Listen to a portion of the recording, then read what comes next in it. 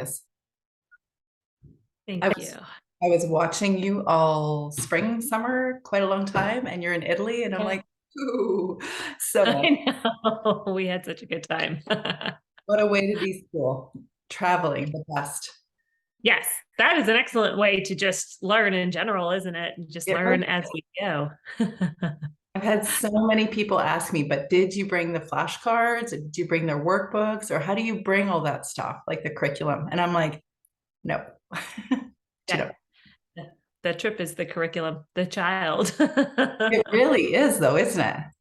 Yeah, absolutely. And like I think that's one of my most excited. That's the things I get most excited about talking about deschooling is like, a curriculum is a tool. It's not the god of education or learning or, it was made by human beings like me and you.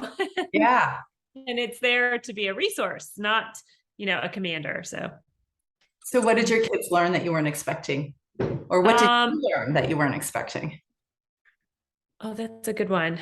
My youngest, I think, really developed kind of an awareness of languages. Like she kind of knew what they were, but until you're immersed in a culture Yeah. that doesn't speak your language, and then you notice that they're speaking it's English to you, but it's accented, or they don't understand certain phrases, and then she was starting to realize like, but they still know another language and I don't. And so I think that was kind of like one of those cultural and just big moments of understanding that you're actually not the center of the universe.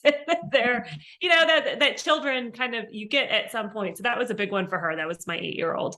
Um, Yeah. I would say. And then I think my oldest was just kind of blown away just by that culture. It's so established and old and beautiful and, Yeah. you know, all the things. Is that the first time that they were there or they've been there before? Yes, that was the first time any of my children had been to Europe. My oldest two my brother is in the Air Force. So he was stationed in Thailand a few years ago. And so we went to Thailand and that was amazing. Talk about like broadening your horizons. That really is. Wow. Okay, you got to get parents that move to Italy. That is the goal in this conversation. That is all I Yes. need. Yeah. Oh, you can just go anyways, like I told my they're moving back to the States this fall. And I was like, we need to come back now that you know people, we need to come back and you can spend a little bit longer if you feel a little bit more comfortable. Because it is difficult being in a different country with things that you're not Very as like different. I came back to the States grateful for, grocery stores that are open 24/7 and Huh? bathrooms I can use anytime I want. I don't have to like buy a coffee to use them, that kind of thing. Yeah. But then the one thing I remember around the Colosseum or that whole area, there's these old fountains that you could drink from, and it's really good Yes. water. Yes. Yes. Oh, that was a huge one. That was probably my favorite learning. My Yeah. 4-year-old's favorite learning moment was like, I can push my finger in here and just drink out of. She loved all that, all the sensory input. I loved it all. The Colosseum. I was so amused that when I went to the bookshop, there were Usborne books on the Colosseum. I know museum bookshops. Every homeschool mom's. Oh yeah, absolutely. And prego, that's part of your or the Italian language. I don't know what it means. It doesn't mean okay. Does it mean thank you? It means it means you're welcome. Okay. Because Yeah. every time someone would say, "Could you move?" It would be prego, or all sorts of things. I'm like, I'm so confused. Yes. It makes you honor other people outside of your familiar sphere. Yeah. You It see does. people differently, and you realize when people are here or in our part of the world, English, at least where I live right now, is very much the assumed language. And in the other part of Canada, we mix it up with French and English, but mostly it's English. And when people are here, they're English centric. They assume that everyone should understand English. And so when you see someone that doesn't know how to speak English, then you default, at least when I was young, I thought, oh, they're not as clear on things. And now going into a culture when I don't understand what people are talking about, I realize how I'm coming across, that I do not Yeah. know what I'm doing. And so people would giggle when we're trying to barter for fruit on the streets, on people's carpets that were on the ground in the market, and we would try to barter. And I didn't know how to say the name of the fruit, let alone how much it, maybe we could Yeah. spend this much money. And I felt so goofy. And now I can Yeah. see in reverse with the experiences. So that right there, every time you leave, wherever you are you were in Rome, or you were in a few places in Italy, but whenever you go somewhere outside of your home, you're learning. Right. Yeah. I mean, I could go to a different state here in the United States and feel uncomfortable because I'm not in my familiar environment, or I'm not in my comfort zone. Or I can go to someone's home in my town and they might come from a different set of life circumstances that I'm not familiar with.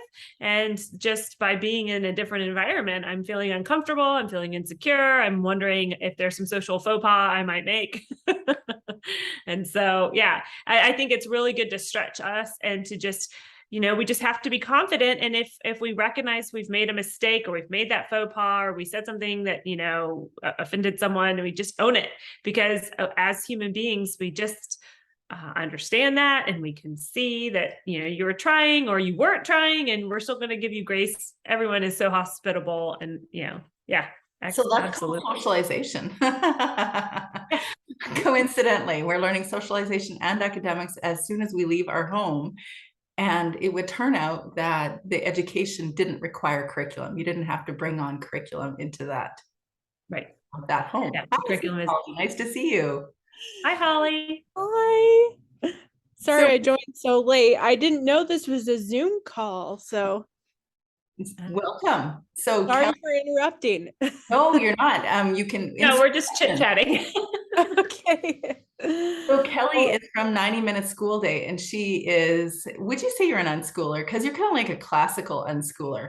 Or I get hit with that a lot. It kind of depends on, again, it kind of gets down to this vernacular, right?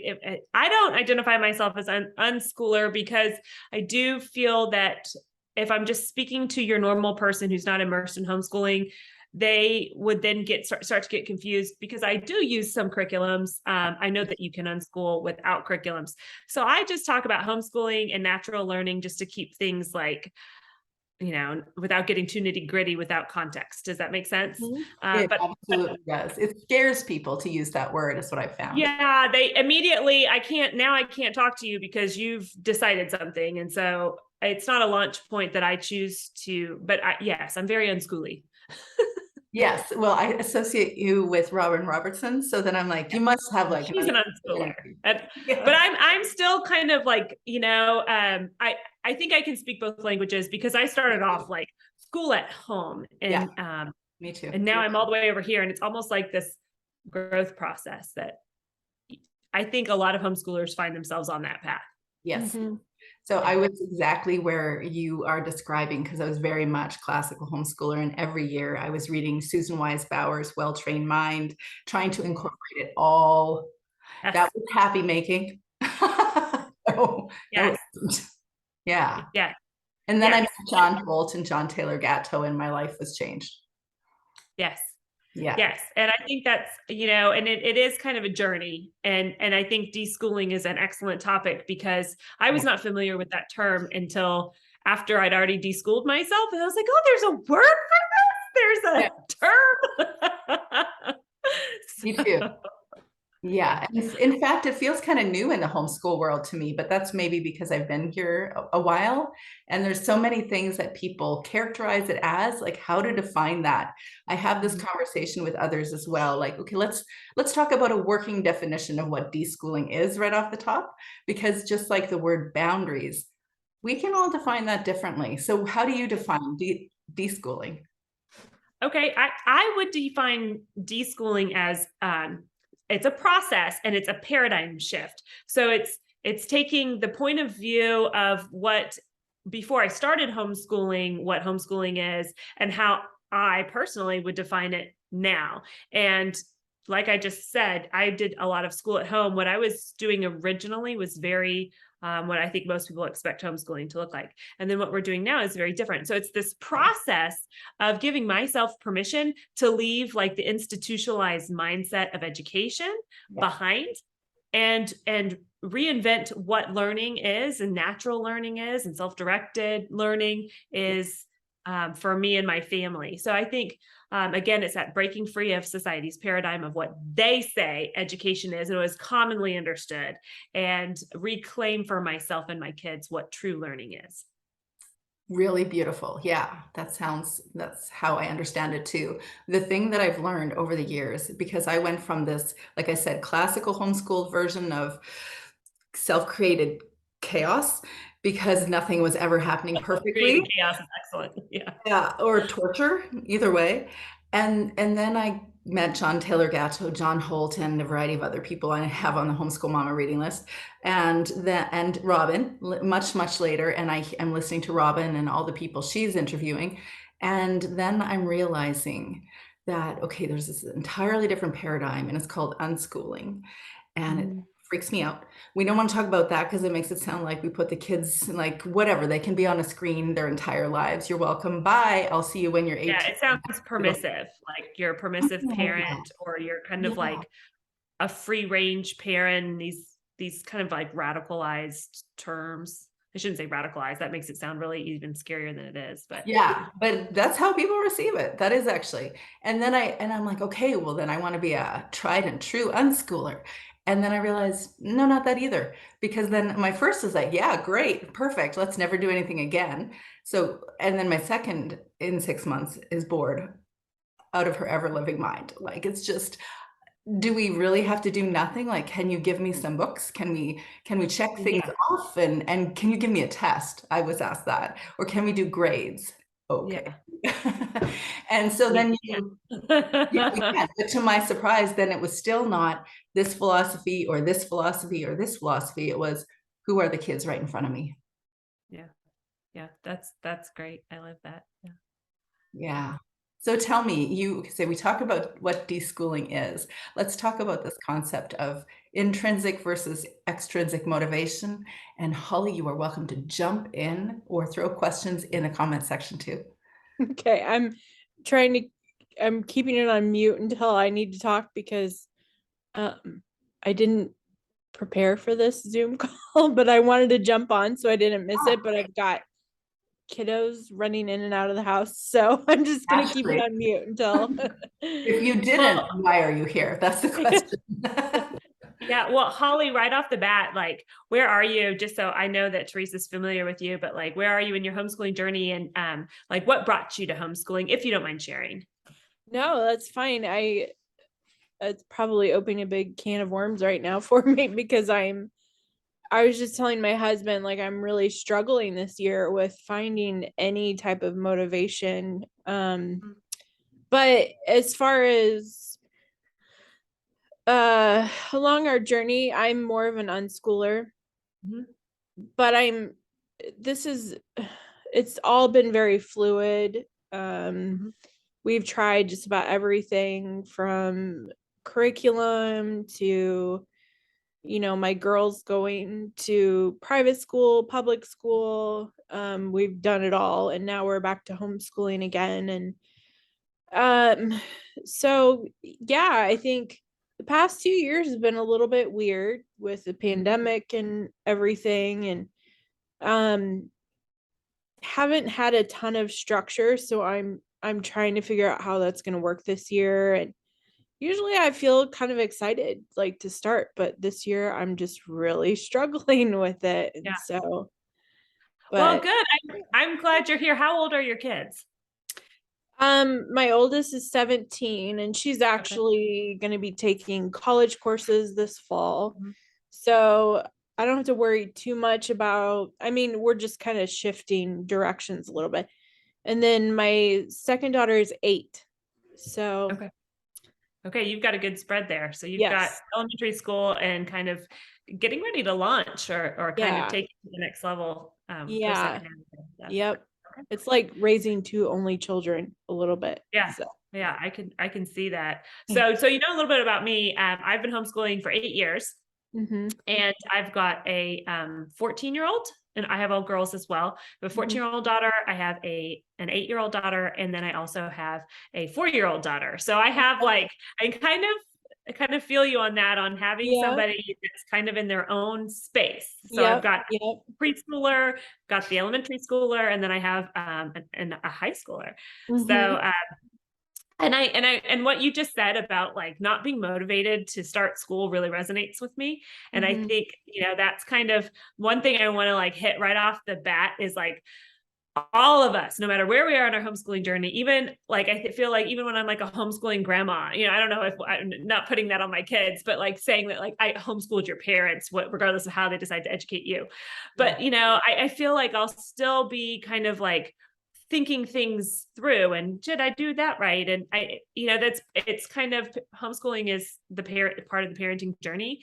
And I still find myself like seeing something on Instagram and I'm like, ooh, I need that. Or, oh, wow, that's amazing. Like recently there's these like baskets, there's these celebratory baskets that seem to be very popular for I like the first just day saw of those today and I homeschooling. was like, oh I was like, man, am I supposed to do be I doing need this? I've been homeschooling for 12 years and I'm still like taking the bait, I know. So like I wanted to kind of put that out there for you and for whoever else is going to watch this later. Like I feel that. Teresa, do you also I kind of like don't. find I'll be yourself? honest. I'm like, I don't need that. I don't need Yeah. that. I Yeah. got Yeah. that. I got that. I got that. But you know that because you I have done know it, that. right? Like Exactly. Yeah.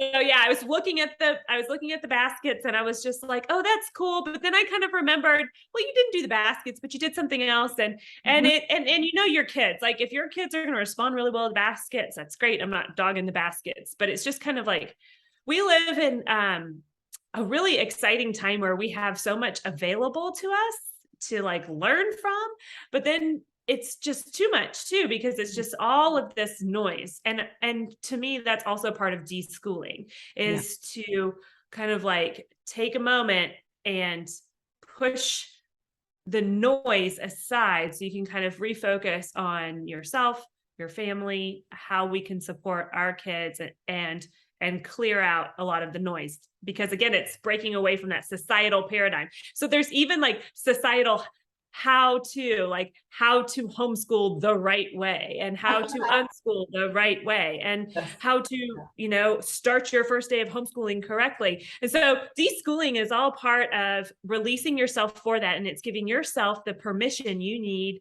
to parent and homeschool whatever's best for you. So if you're not motivated to homeschool right now, the great thing is you don't have to. There's not like a hard and fast like day one. I myself am also not really motivated to start schooling. And one of the things I did several years ago as part of my deschooling process, and then I'll get back on track. I'm sorry, Teresa, was Oh, girlfriend, there is no track. You go, girl.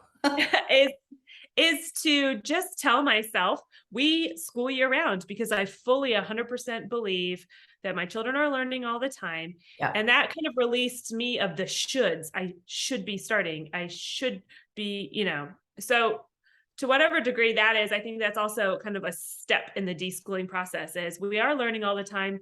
I Mhm. can release, everybody has different metrics they have to meet with their school board, statewide, countrywide, region-wide.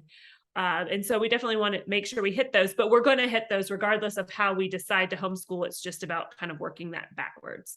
Right. So Teresa, you asked me about like intrinsic learning versus extrinsic learning, or what is our motivation?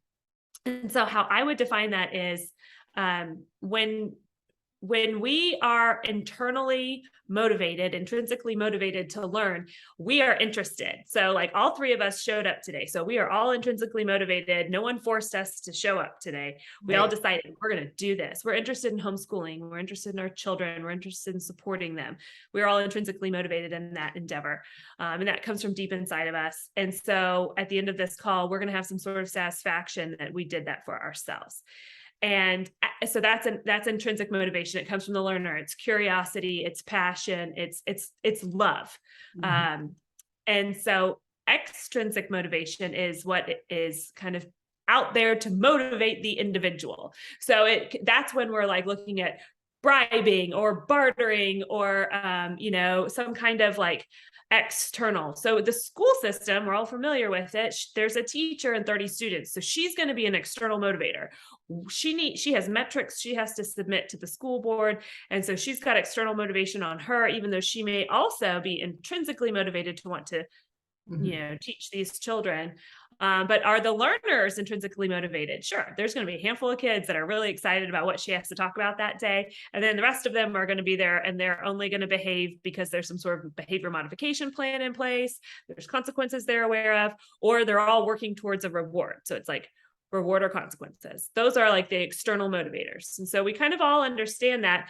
And then we ask ourselves like, okay, well, I'm in charge of my homeschool. How do I want to motivate my children? Do I want to motivate them externally? Or do I want to put them in an environment to be intrinsically motivated? Yeah. And so we're all going to say what? What are we going to say in internal? That? It's got to be internal. Yeah, it's got to be internal. Otherwise, we're wearing ourselves out, pushing our agenda and figuring out how to manipulate our kids. And so that's kind of for me where the schooling mindset, when we think of institutionalized school, whether we go to public, private, or even if we're homeschooling, if we're trying to like bribe, barter, beg to get something done that the learner doesn't want to do, we're kind of spinning our wheels because they're not interested. So how can we provide an environment where they're going to learn and want to learn and love learning? So I think that again kind of shows the deschooling process. We're moving from this camp and we want to move to this camp. That's how I would define it. That's beautiful. I really like that because that kind of addresses what I think the discussions about boredom and motivation. Yeah. But Holly, do you have any thoughts or anything that you want to ask or talk about? Not at the moment. I think I'm just processing everything, all the good stuff you're saying. I've got a kiddo who's very, very strong-willed, and I think when you said intrinsically motivated and extrinsically motivated, I learned about that last year in my psychology class, and I really liked that. But and this, I don't know, this is along the deschooling thing, I think, but I was telling my husband today, because we live in a neighborhood where all the kids play together every day, and my daughter plays with them, but they all go to the public school and they all went back today. And so it just felt like super lonely, not having that. And that makes me question, like, am I doing the right thing? It feels lonely now that they're all gone and stuff. And so I guess for some reason it makes me think about like the unschooling and the deschooling, because there's so much ingrained like in my head still about what that looks like, even though we've technically been doing unschooling for years now, but it's still there, and what am I being motivated by, not just my daughter, but I don't know, it just kind of made me think of that, I guess. So yeah, and I think that what you just gave is a great example of that school mindset. It's we could even drop the word school and we can say a societal mindset. That's why I kind of have society in my definition, is because we are swimming in a different, we're swimming upstream. Society sends their kids to school, whether it's public school, private school, they're sending them off to get educated.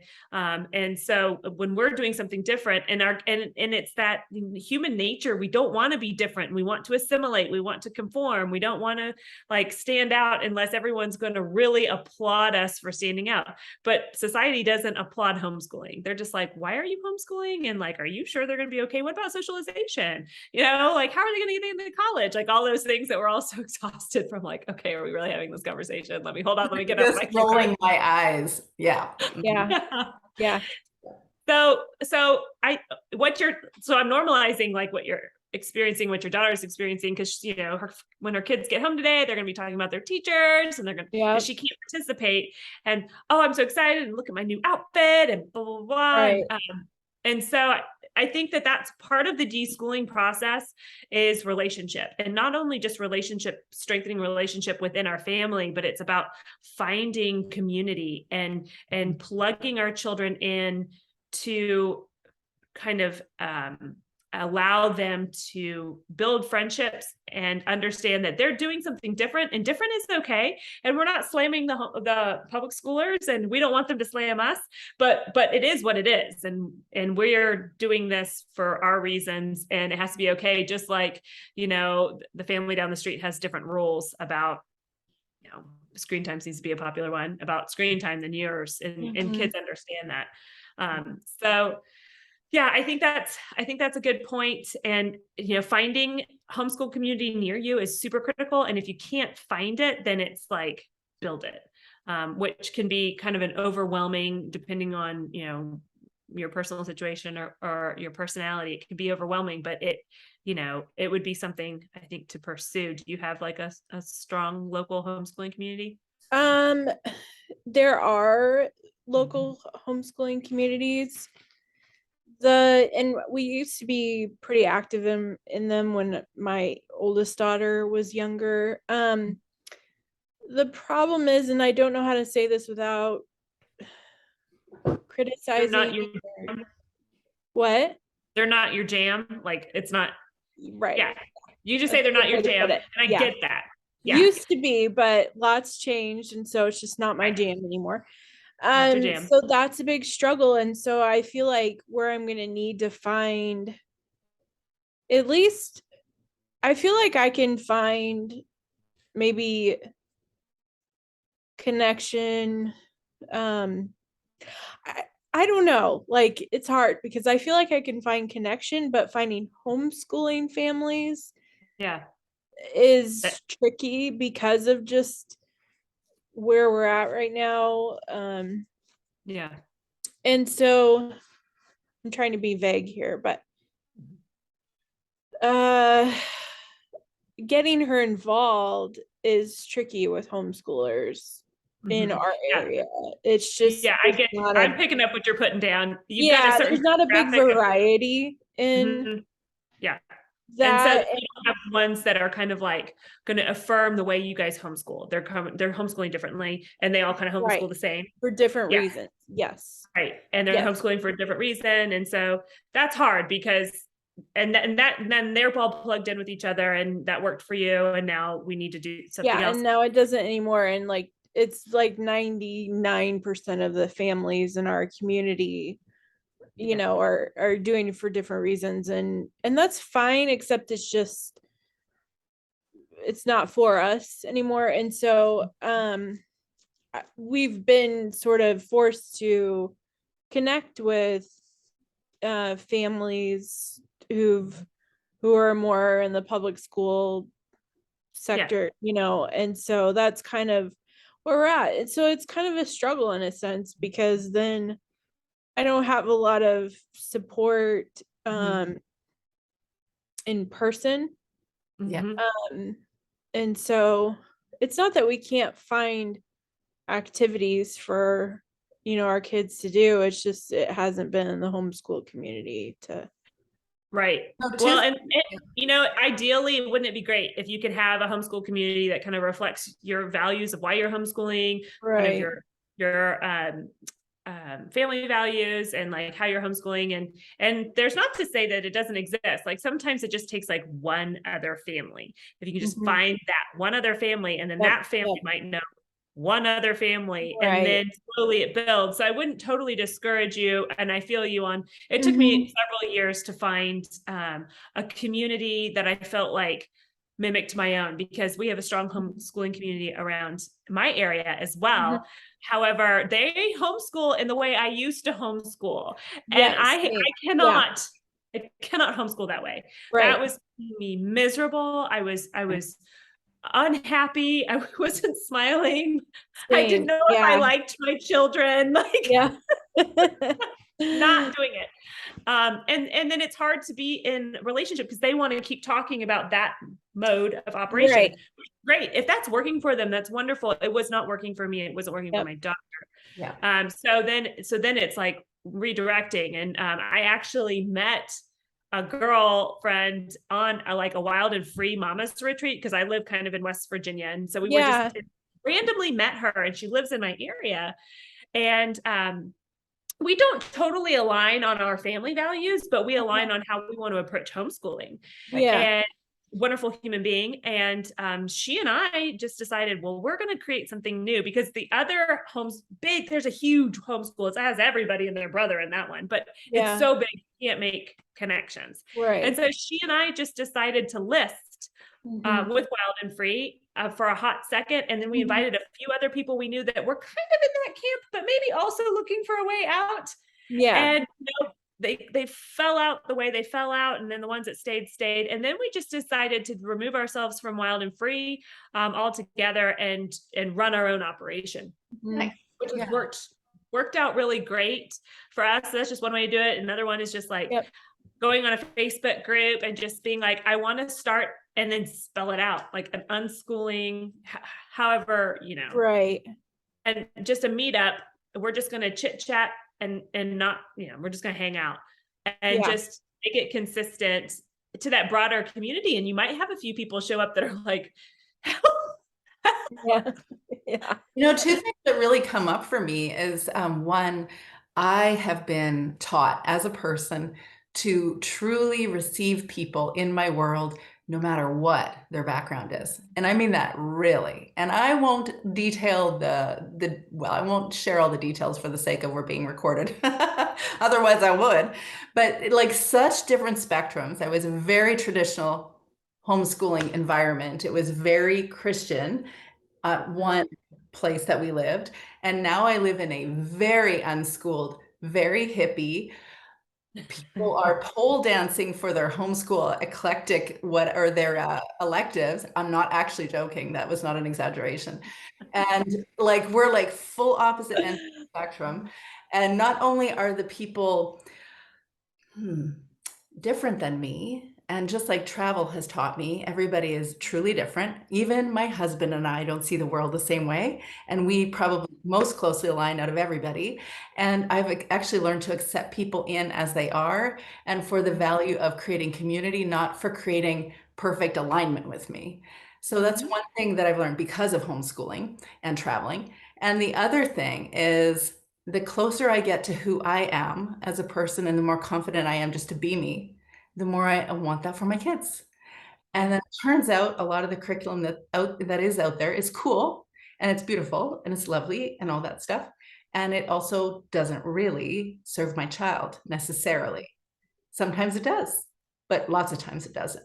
So the more clear I am on who I am helps me to enable my kids to be more clear on who they are and what they're about. So that identity element has risen or it's become stronger, more clear because of homeschooling or unschooling. Yeah.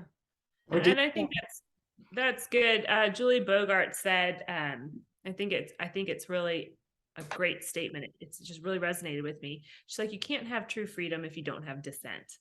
And isn't that true? Like we can't really live in a free society if we all are an echo chamber and we're all like, yes, we all agree. Like that's not, just like you said, I thought that was beautiful, Teresa, about like you and your husband are like opposed to different things. And you guys are like literally joined legally and living in the same house and sharing the parenting journey together.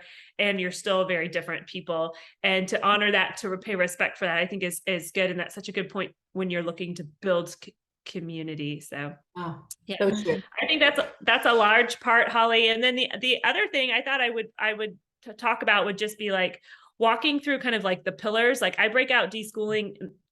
This is just me personally, because I'm all about systemizing and like breaking things apart and how can I make them work.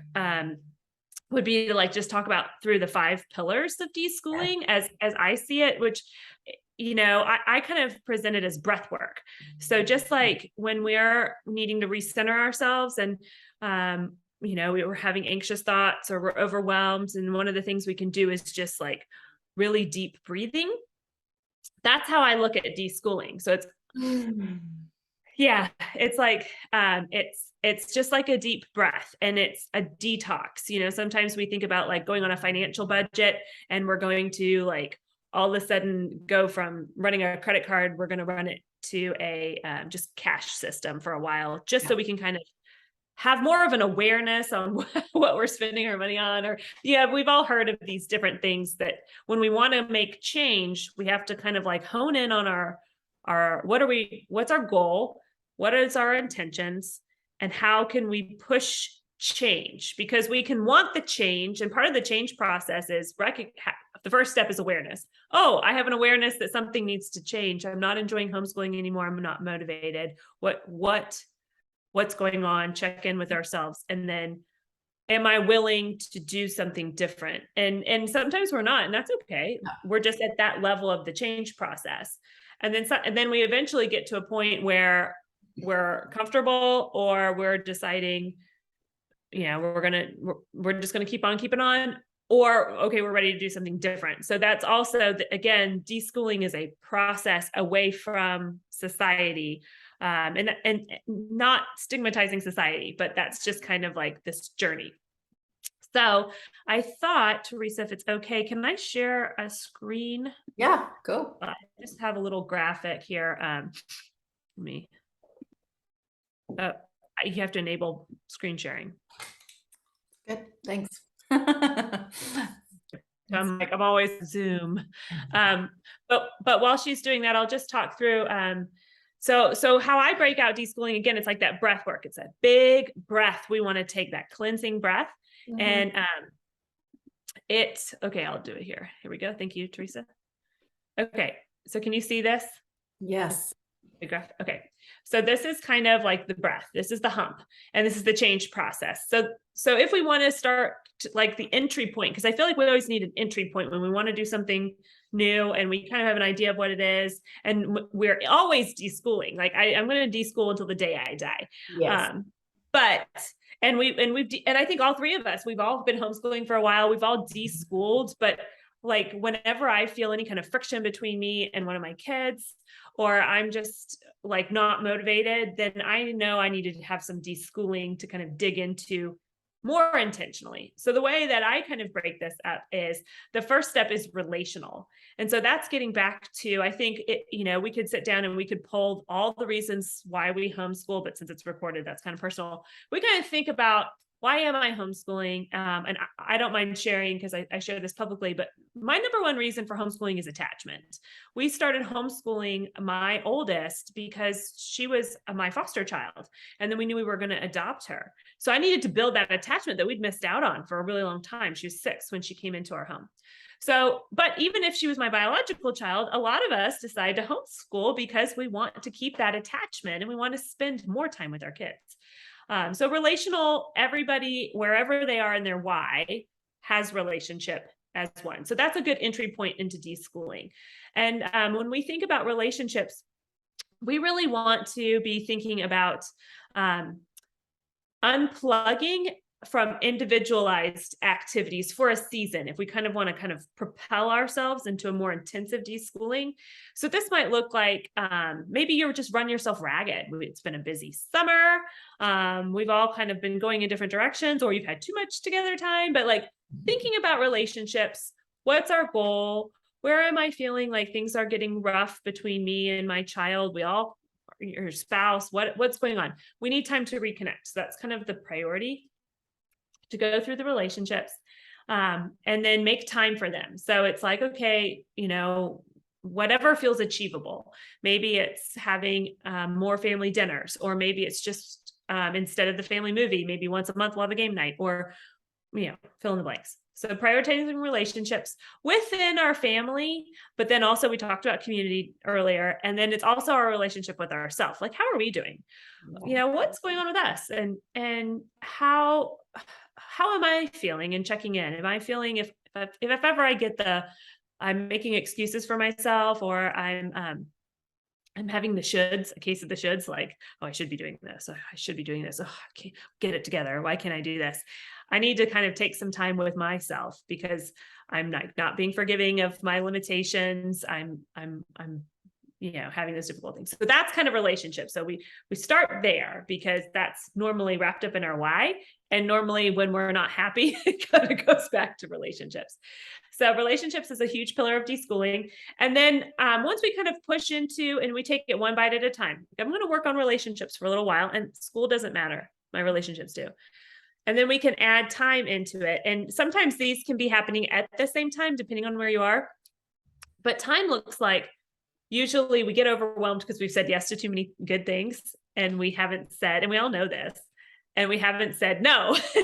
So this is like the second pillar of deschooling. We can be like, kind of do a time audit where we are looking at our schedules and just even writing it down sometimes. Again, if we think about financing and like spending cash versus running our credit card, just like writing down our schedule, because we all have some way of planning, whether we're digital or paper, but we're not thinking about like drive time and getting the kids out the door. I have neurodivergent children, so I have to actually make sure I have lots of margin before a dental appointment. So I do not schedule any appointment before 10 a.m. I'm just like, we're just gonna have to go 3 weeks later because I cannot get there without a meltdown. I'm not gonna do that. So kind of revisiting time. And then once we kind of do that time audit, it's about like almost clearing schedules. And so we have a tendency to kind of have our kids in a lot of activities. And if that's a season that you're in, it might be reevaluating those activities. I kind of am using like generalized examples that everybody has experience in. And kind of opening up time so that we can rebuild it. It's kind of like clearing the clutter on our calendar. And then we've kind of built a little bit of relational space because we've made time for family. We've made time for ourselves. We're trying to kind of get on a better page there. We've looked at our schedule. We've realized, what can I cut? What is a drainer? I volunteered for this and it's a drainer. I'm going to get out of it. I'm just going to let it go. Clearing space on our calendar. And then we get to kind of the top of the deschooling breath work. And that's space. And space is not just physical space. We're talking about the relational space, and we're talking about time. So that's why I kind of put it third, because it's like relational space, time. We've kind of been working on that. Now it's getting into our physical spaces, and kind of like what you were talking about, Holly, like you've had this space full of like friendships in summer and just full of life. And then you guys, it sounds like you're going through a grieving period. And that's okay to like kind of normalize that with your daughter and be like, man, I'm bummed out. Like, oh, I've been crying. Like, I'm like, this sounds ridiculous that I'm crying because other ridiculous. They're going back to school, but that's exactly what I've been doing. So. Yeah, you're mourning it, and you're almost like, I'm so sad for her. I want to send her back to school, but then you have to remind yourself of your why. And I imagine that there's a strong why to why you're homeschooling. Yeah. And those kids they're having their little honeymoon period. Everybody likes going back to school. We know how it all was. First couple of weeks is fun. And then we've got all the homework and we're not able to talk to our friends until recess and all these things. Yeah. So it's good to kind of remind ourselves of that. And it's good to show our kids like, yeah, I'm bummed too. We're just going to be bummed together. Let's like pop some popcorn and watch a movie, or why don't we go? Yeah. What would you like to do for fun? And what would be something that you can do that, they're in school, but we can go to the lake, or right. We can go to a movie theater in the middle of the day. Yeah. Kind of like these. And again, that's that first pillar, just that relationship, just normalize the grieving, and it's okay to grieve and be sad, but we don't have to live here. We can kind of find something else. So that relationship, rebuild the relationship. This is good time for you and your daughter to kind of rebond. She's been playing with her friends all summer. Mm-hmm. Things like, you don't need to worry about school right now. And then the time, you can sit down and say, okay, let's talk. Like, what do we want to do? We get to decide. And again, it's reminding her and yourself that we don't have to do what the education overlords tell us. We can decide. What do we want to do? What are you excited about? And you can work on that second pillar, that time. And then, the spaces, the relational time, and then your actual physical environment. And she's 8, right? Your youngest is 8.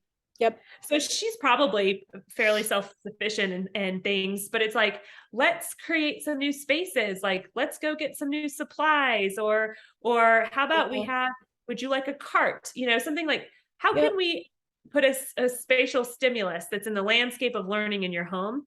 Mhm. And then always remember movement. Like sometimes I think our schooly mindsets get on us and we are like on the couch reading or we're at the table. And we just remember kids need movement. We need movement.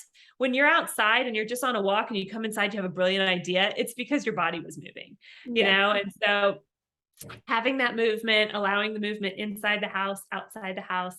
That's kind of, so we're coming down the hill of deschooling and we're getting out more. We're deciding we want to check out that children's museum. We're deciding that the library has a great new program. Maybe there's we have an Audubon Society nearby us. And so they're always offering really cool classes and we're outside and we're moving, and you meet in those kind of one-off classes. It's not a huge time commitment. So we don't clog our calendar, but we can pick up these one-offs as they're convenient and we can meet other families that are like-minded.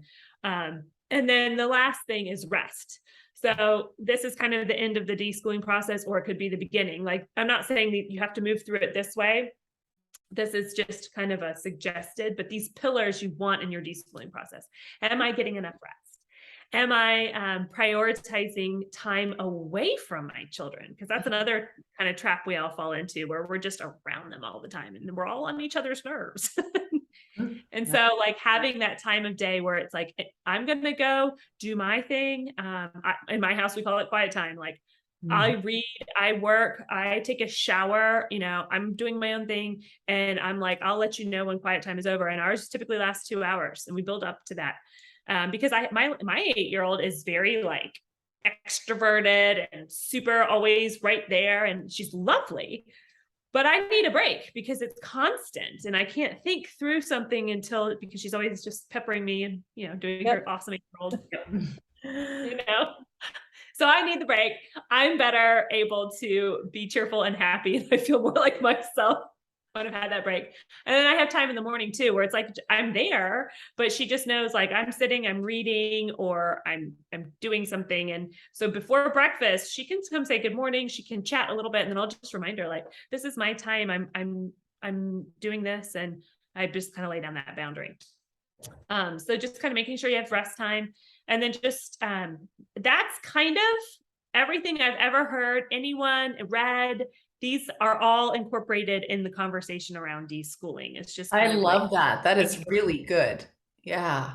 okay. You know, when you talk about deschooling being a process for a lifetime, I remember having a chat with somebody about deschooling, and they said that I've got a program that will deschool you and you don't have to do this forever. And I'm like, huh, how do I communicate I don't know that I'm with you there.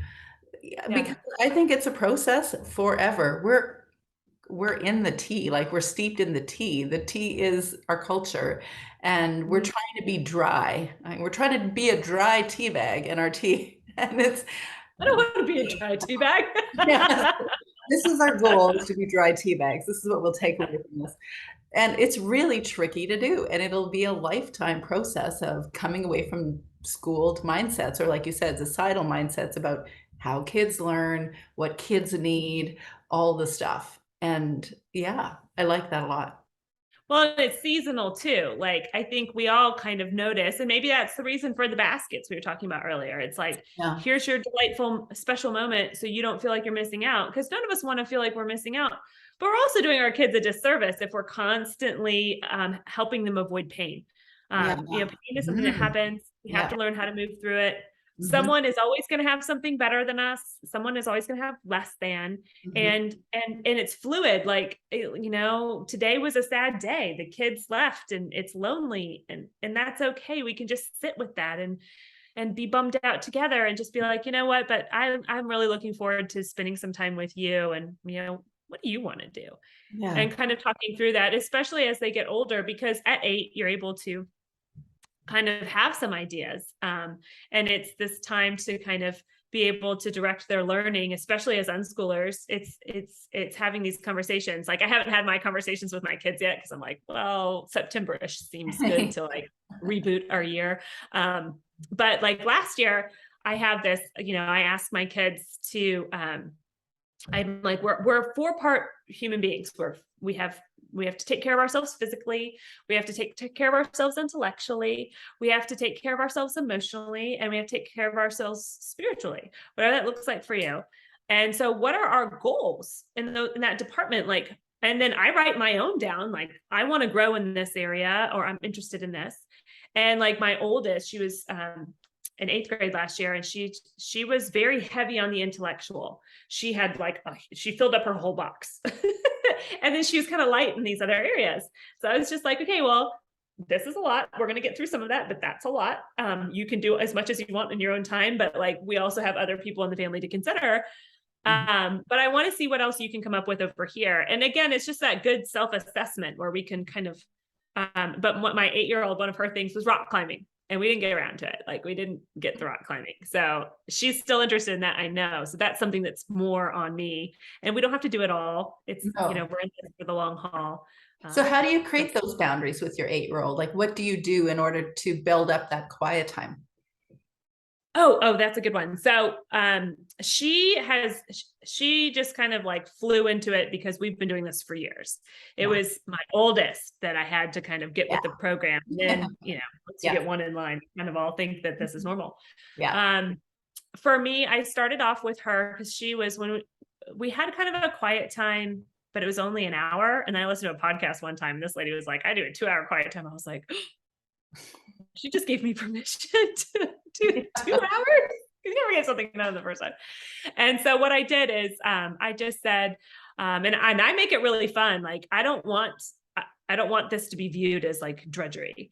So they have audiobooks that they like to listen to. So they have like audiobooks, puzzles, they have Legos. And so they go to our upstairs playroom during quiet time. They can be together. It's just like, I need the separation. But like today, my 8-year-old said, I want to be by myself during quiet time. So she's recognizing she wants that alone time. So she's in the bedroom, and my 4-year-old's in another, and my 14-year-old's at work. But like, they're all in these different places. And so I built it slowly. Like, so, and I said, quiet time's over when I come get you. So sometimes it's earlier because we need to go somewhere, or, I want to do something else, but it's typically about 2 hours, and we grew it slowly. So my 6-year-old, she was telling time, but I got one of those stoplight clocks, and it just went off. And then, I have my timer, and I'd go up and I'd get her. And then, and I'm like, you're allowed to go to the bathroom. If you need something, come down, but please know that this is like emergency, or I forgot, like, we're not just going to do this downstairs thing. And, she would just get in a play flow, because it's almost like building in that flow.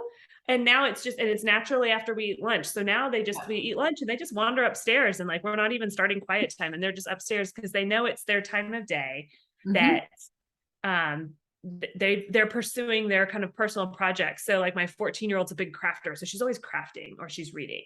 And then my 8-year-old is big in puzzles. She's like my ADHDer. She does puzzles. She does Lego.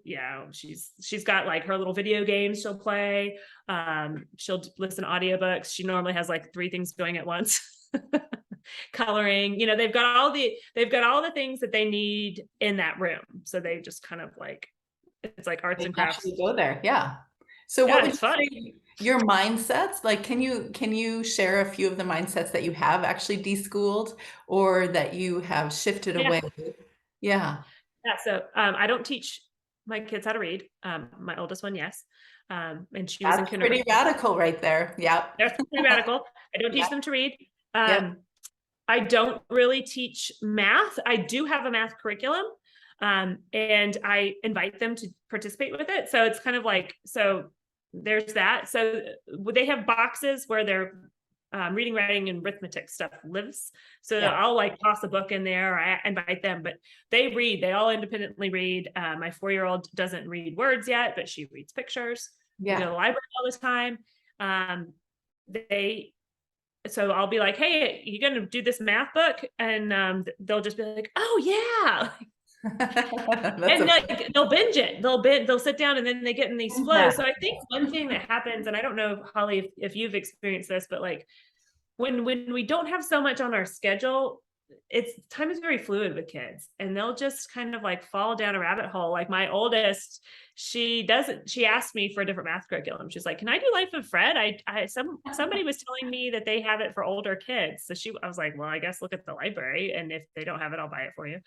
And they had it at the library. So she sat down to an entire book of Life of Fred last week during quiet time. Yeah. So it, Yeah. that's deschooled right there, where I'm just like not worked up about it. I used to like, bring me your math assignment 82 and I need to check it and make sure you got it right. You need to correct so It's a hair pulling experience right there. yeah. So I think, there's lots of things, I've deschooled, and I'm still deschooling, like I still really like doing history. But that's an interest of mine. And so Exactly. Yes. I feel like I'm a co-learner in our homeschool. And if I want to sit down and read, you don't have to pay attention, but we're going to have space for me. I'm interested in the Middle Ages right now. So we're going to be doing that this year. Yeah. I'm not going to be out there boring their minds out, but for a few minutes a day. A little bit. It's like sharing moments with your kids though, because, for me, mine was always fine art. And I developed an interest in history for the first time ever in homeschool. Not before, ever. Yeah. Not before. Oh yeah. But I feel like such a better learner now that I've homeschooled. Exactly. Who really is getting the best education here? That's the part where I go, I think it's me.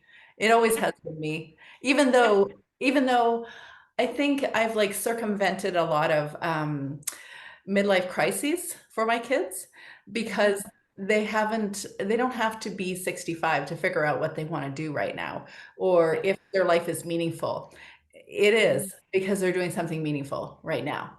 And then they'll take the next step and the next step and the next step, and it'll continue to be meaningful. Yeah, and it's fulfilling for them. And my oldest, my 14-year-old right now, this amazes me. This is another way we've deschooled. My husband's very big on mentorship, and he's like, we need a mentor. We need a mentor. We've been looking for one for several years. And then all of a sudden it hit me last spring. I called this family friend of ours, and she's kind of like a kissing cousin. It's like, you have this veggie wagon. My daughter is interested in gardening, and she's just a different person outside than she is inside. And so I was like, could you use some help? And I talked to my daughter if she was interested before I made the ask. And it took a couple of weeks, and she called me. She's like, well, we'll try it out. We'll see.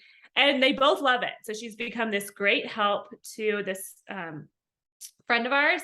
And then it's like this old school apprenticeship where like she's the young, strong back basically at this veggie wagon, but she's gleaning so much knowledge. And now this is her second year. She voluntarily wanted to go back. She wasn't planning to go today, but then she called. She's like, can you come help me? And my daughter was like, yes. Like, it's 1,000 degrees outside. It's hot. It's buggy. And she like walks out the door with the pep in her step, because again, it's about relationships. She really enjoys the autonomy she's given. She really enjoys the relationships she has out there. She's curious. She gets out of the house and sees, like, it's not, we don't stay in the house that much. You know what I mean? Yeah, exactly. Out of the routine. And she feels very grown up, and she's learning a lot. Like, she's taken over our garden, and she has a lot of life skills, and she's learning customer service. And she's now able to be left at that wagon and do she does all the sales by herself. She works the stripe. I mean, she does it better than me. I mean, I don't know. I'd have to be trained. But it's kind of like we can offer those to our kids, because we can decide what we're doing. I was just at a fruit market over the weekend, and this lady, there's always someone, I always am compassionate towards new people or people that are new in their role, but I could tell she really didn't know what she was doing. And that rarely is something that I would say, but I saw her with a few different customers, and then I came along and my order was $14.80 something, and I gave her a 20, and she was counting out $14.80 something to me. And I was like, oh dear. And I watch my kids too with cash, and be asked by a cashier how much, or some math question, because they're homeschooled. So do you know this? And then the cashier is not able to count back the cash, but they can. And it's amazing the skills that they gain, but in those environments. But I've actually learned, or I've come to believe, like your husband, that there is something outside. Our kids need something outside of their family environment that is a social development thing about being mentored or having some sort of a relationship with somebody else that teaches them, either a teacher or an authority or something. Or volunteering, like, well, Anything. my daughter's sort of a Yeah. volunteer because she's not getting paid, but Yeah, like anything, but a different personal dynamic in order to continue to teach them.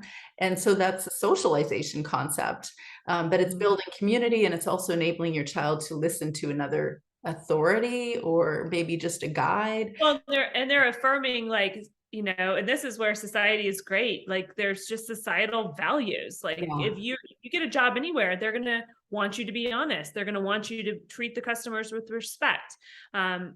You know, there's yeah, there's this, it's just like everything that they've learned in our homes are now being asked of them in application.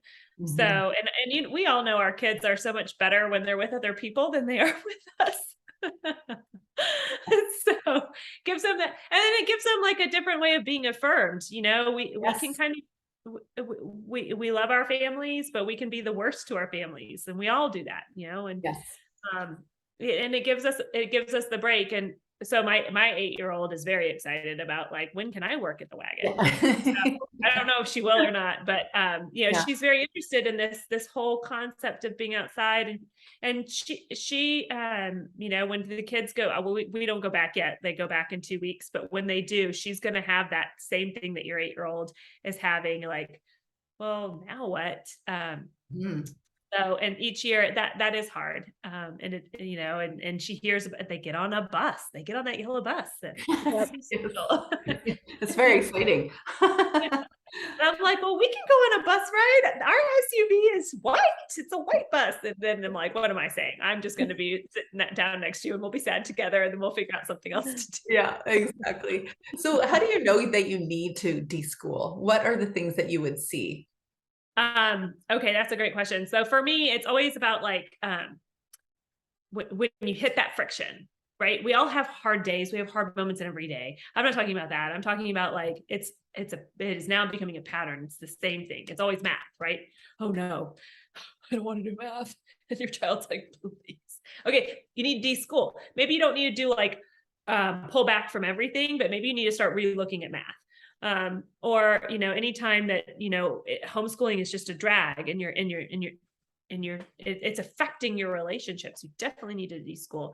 Or anytime that someone is in your head, you've got that one person in your head, and their kid has, you know, they're the super genius, and it's because we're homeschooling, we have that person in our head. Yeah. We need to get them out of our head. We need to give ourselves permission again that our child might not be the reader that their child is, or our child might not be whatever it is, because we all have that person, or someone will say something and they might not even have meant it that way, but we're like, and it makes us second guess everything. And are we doing enough? Did I make the right decision? Is she okay?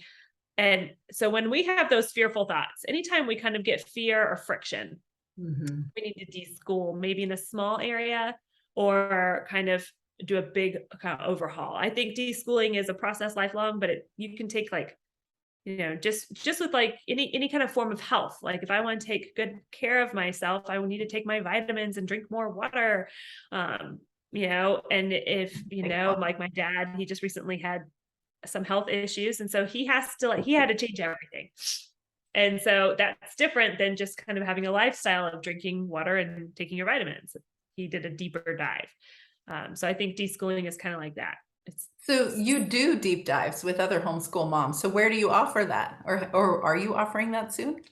Yeah, I'm not offering that right now, but I did offer that a few times last year. And I find for myself, I think this is common with homeschoolers, is you should plan to deschool at the beginning of the school year. So this time of year, before you enter into the year, like, deschool yourself. Yeah. Right around December, regardless of religious affiliations, our society takes December off, and you know, there's holidays everywhere, and so don't make yourself crazy. Like, just deschool through December and just enjoy the holidays, and enjoy just not having to add extra stuff to your plate, because there's so much stuff already going on. And then I think May is a great time to deschool, somewhere in that spring season. We all feel it. Like for me, it's March. I start to get antsy. And so I'll stop formal learning. Like whatever we're doing that's formal, we just go outside and we just garden and we hike and we're just happy to be in the pretty weather. And then I always have May on my calendar because May is like, even though we're homeschoolers, if we're in any kind of activity, they're having their performance in May. Right. And whoever we know that's graduating, that we care about them, we need to go to their graduation, and then the weddings start, and vacation, and so it's kind of like those three parts are kind of like the break points for me of we deschool. And I need to deschool at that point, because that's when people start to get crazy because they get stressed out, right? They're like, what curriculum are you using next year? That starts coming out somewhere in March, April, May. Like, so what are you doing? Have you been at this curriculum fair? Did you go to this conference? You know, I'm going to deschool because I'm starting to be like, I don't know. The house is on fire. The markers in Walmart, or the Walmart section is. When it's your first day, when are you going back to school? You know, it's the pressure, like right now, like, what do you mean you don't know? You didn't buy your curriculum yet? You know, like, it's like, no, you don't use curriculum. I'm like, sort of, like. Where do we find you online, Kelly? Okay, so you find me at 90minuteschoolday.com is my website. And then I'm on Instagram at 90minute school day.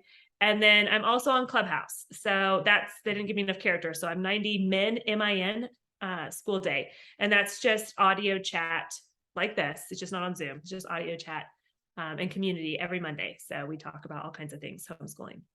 It was so much fun chatting with you, and you have so much to offer. So thank you for sharing all of that. Even I'm like, oh, I like how you created a different paradigm or a different way of thinking about deschooling with your pillars. So thank you very much for joining us. Oh, absolutely. Thank you for having me, Teresa. It was so nice to meet you, Holly. All the best to you and your daughters. Thank you. Thank you for being here. Mwah! Thank you. Bye, you guys. Have a good day. See you later.